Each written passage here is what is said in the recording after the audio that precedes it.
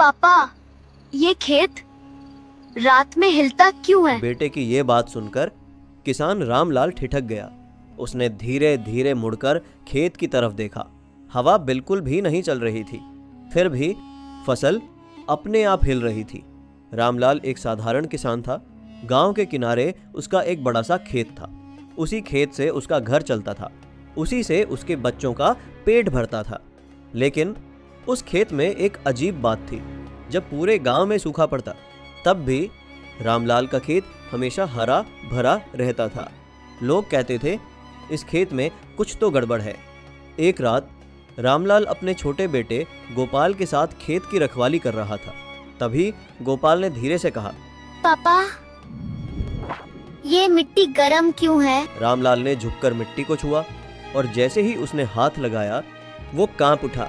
मिट्टी सांस ले रही थी, जैसे कोई उसके अंदर जिंदा हो। उस रात रामलाल सो नहीं पाया। रात के करीब 2 बजे उसे खेत से आवाज आई, बहुत धीमी, बहुत डरावनी, पानी पानी। रामलाल डरते डरते खेत की तरफ बढ़ा। उसके कदम भारी हो गए थे, लेकिन वो रुका नहीं। जैसे ही उसने मिट्टी खोदी, उसका दिल रुक गया। मिट्टी के अंदर से एक हाथ बाहर आ रहा था। अगली सुबह रामलाल चुप था, क्योंकि उसे सब याद आ गया था। 5 साल पहले जब वो बहुत गरीब था, उसका खेत सूख चुका था, घर में खाने को कुछ नहीं था।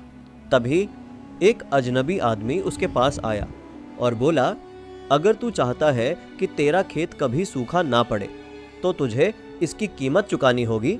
रामलाल ने डरते हुए पूछा, कैसी कीमत? अजनबी मुस्कुराया, हर साल इस खेत को एक जान चाहिए। पहले तो रामलाल ने मना कर दिया, लेकिन जब उसके बच्चे भूखे सोने लगे, तो उसने एक मुसाफिर को मारकर खेत में दफना दिया। उस साल फसल इतनी हुई कि पूरा गांव हैरान रह गया।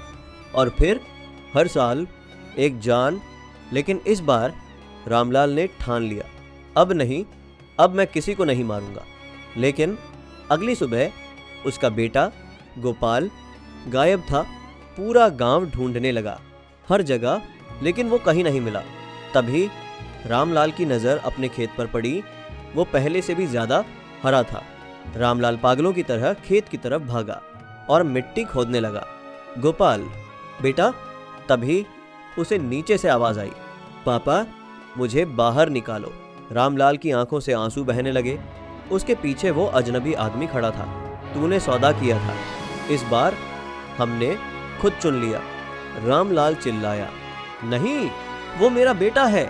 अजनबी हंसा, तूने दूसरों के बेटों को मारा था, अब तेरी बारी है। रामलाल जमीन पर गिर पड़ा। रोते रोते उसने अपने ही हाथों से मिट्टी भर दी, क्योंकि उसे पता था, अगर उसने ऐसा नहीं किया तो पूरा गांव खत्म हो जाएगा। अगले दिन गांव वालों ने देखा, रामलाल भी गायब था और खेत पहले से भी ज्यादा हरा था। कहते हैं, आज भी अगर कोई उस खेत के पास रात में जाए, तो मिट्टी के नीचे से आवाज आती है, हमें और चाहिए।